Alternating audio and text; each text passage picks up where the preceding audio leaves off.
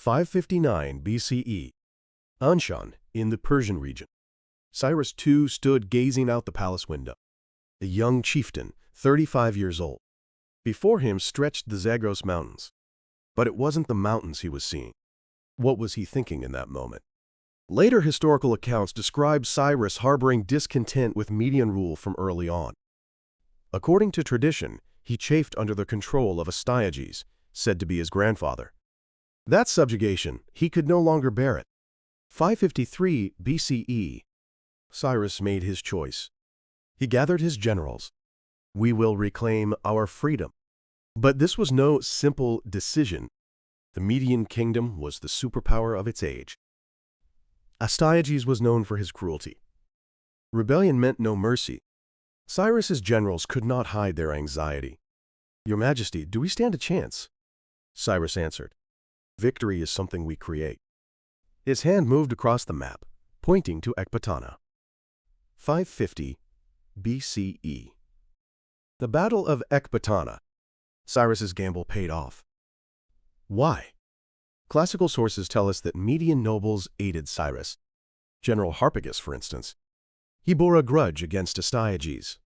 The fall came from multiple causes: internal strife, political discontent, military defeat. On the battlefield, portions of the Median army defected to Cyrus. Astyages found himself isolated, and Ecbatana fell. The throne room. Cyrus looked down upon the kneeling Astyages. Yet classical sources record that Cyrus did not execute him. He let him live. Perhaps he reasoned this way. I toppled a cruel king. Therefore, I must not be cruel. This decision shaped Cyrus's philosophy of rule. With the Median kingdom in his grasp, Cyrus's ambitions did not end there. His gaze turned westward. As he studied the map, his eyes fixed on the west. The kingdom of Lydia, a wealthy state in Asia Minor, known as the land that invented coinage, and the Neo-Babylonian Empire, heir to the ancient civilizations of Mesopotamia. Cyrus knew these two kingdoms were his next targets. Around 547 BCE, the Tyria Plain, Asia Minor. King Croesus of Lydia brimmed with confidence. The oracle said, if I wage war, a great empire will fall. He believed it would be Persia. But Croesus didn't know. The oracle hadn't specified which empire. The battles around Tyria ended without a decisive victor.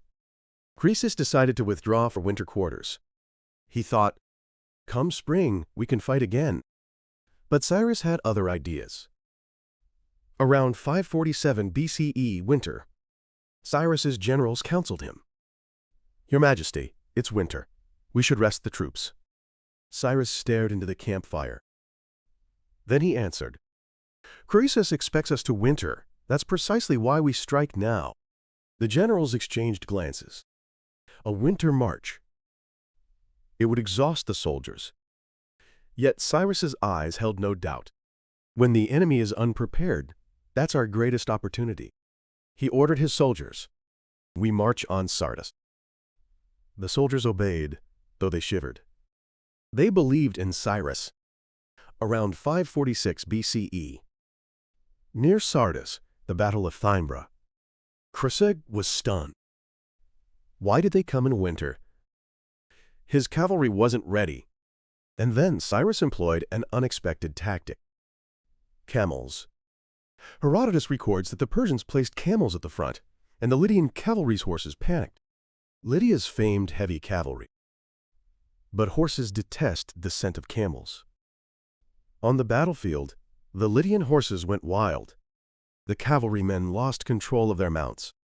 The Persian forces seized the moment. 14 days later, Sardis fell. Croesus was captured. The oracle had been right.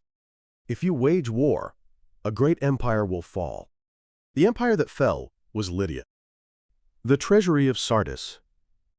Cyrus stood overwhelmed by the riches before him. Gold, jewels, ivory.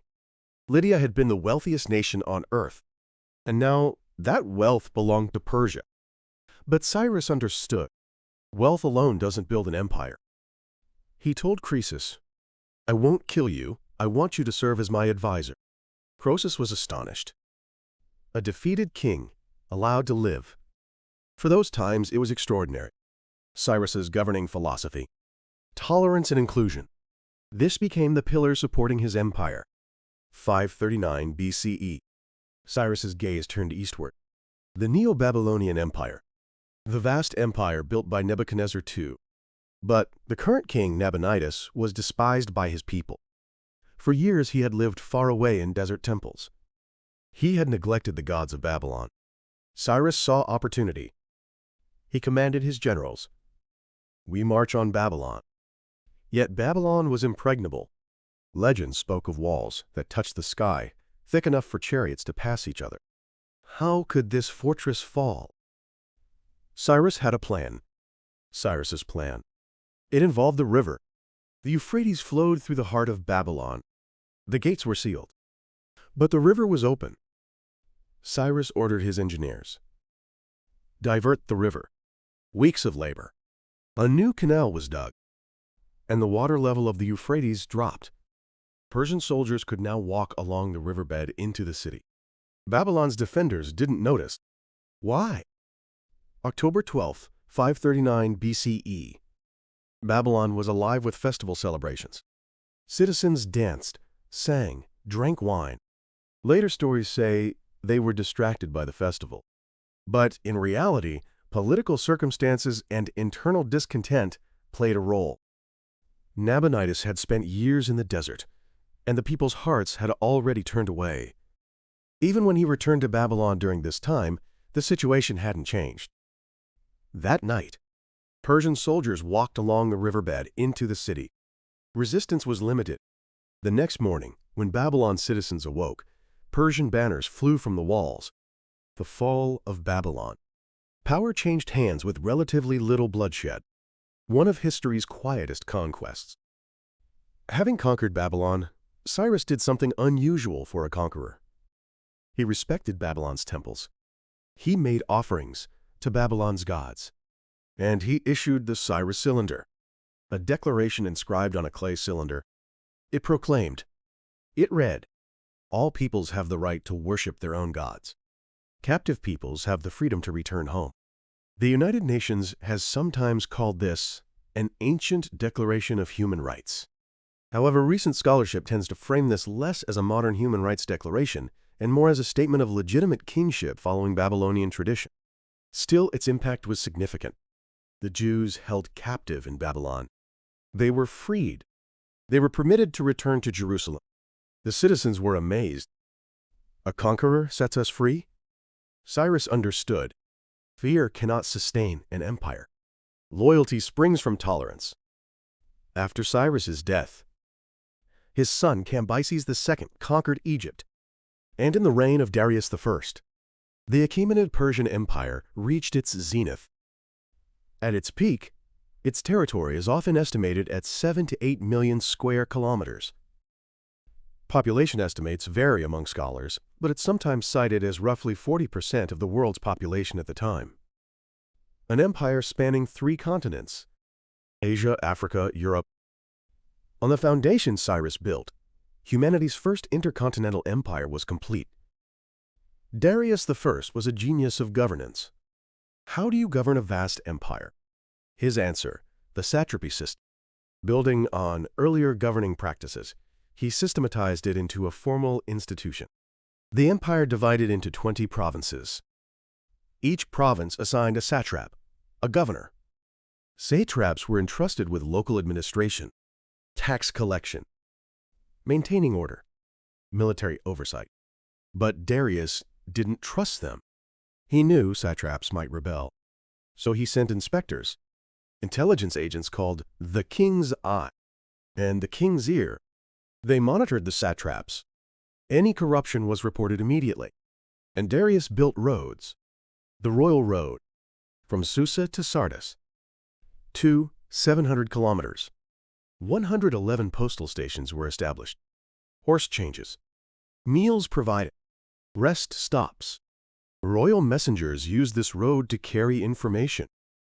Through the relay system, a journey that normally took about 90 days could be completed in far fewer. Information powered the empire, Orders were transmitted swiftly. At the first sign of rebellion, troops were dispatched immediately. Governing an empire. It was a battle of information and speed. Darius grasped this. Persepolis, the ceremonial capital Darius built. Here, imperial celebrations were held annually. Satraps from across the realm came bearing tribute. From Egypt, from Babylon, from the Indus Valley, they brought gifts, gold, ivory, spices, and they pledged their loyalty. The reliefs at Persepolis still preserve that scene. 23 peoples presenting themselves before the king. It was an empire of diversity, not an empire of Persians alone. Medes, Babylonians, Egyptians, Greeks, all peoples coexisted. But every empire comes to an end. 330 BCE, Alexander the Great conquered Persepolis, the Achaemenid Persian Empire, which had lasted 220 years. Its glory vanished in flames. Alexander set fire to the palace. Perhaps he thought, I must destroy the symbol of Persia. Yet there was one thing he couldn't destroy. The governing philosophy Cyrus built. Respect for diversity, tolerance and inclusion. That did not vanish. Alexander himself learned from Cyrus's methods. He respected the cultures of conquered territories. He wore Persian dress. He incorporated Persians into his army. The later Roman Empire followed the same path, embracing diversity, integrating it. The Cyrus Cylinder, a replica, now sits at UN headquarters. The UN sometimes presents it as a symbol of tolerance and cultural heritage. A declaration from 539 BCE still carries meaning too, 600 years later. Now let's grasp the crucial points. The lessons Cyrus left behind. First, conquest cannot be achieved through violence alone. He respected his enemies and included them. Second, diversity is not weakness, it's strength. When different peoples coexist, an empire becomes strongest. Third, governance rests not on fear, but on loyalty. When people follow willingly, an empire remains stable. Fourth, information and speed make vast empires possible. Without the royal road, Persia would have collapsed. And finally, tolerance is political strategy. Cyrus's kindness was calculated kindness. These lessons remain valid today. So let me ask you this. History only tells us outcomes, but those who lived it didn't know how it would end. Cyrus laid the foundation for a world empire through the power of tolerance and inclusion. What about us today? Do we fear diversity? Or do we see it as a source of strength? How do we coexist with people of different cultures, different beliefs? Share your thoughts in the comments. Thank you from my heart for staying with me to the end. The empire Cyrus built has fallen, but his ideas live on. This channel explores what decisions from history can teach us today. If you found this story compelling, subscribe and turn on notifications so we can keep learning from history together. Until next time,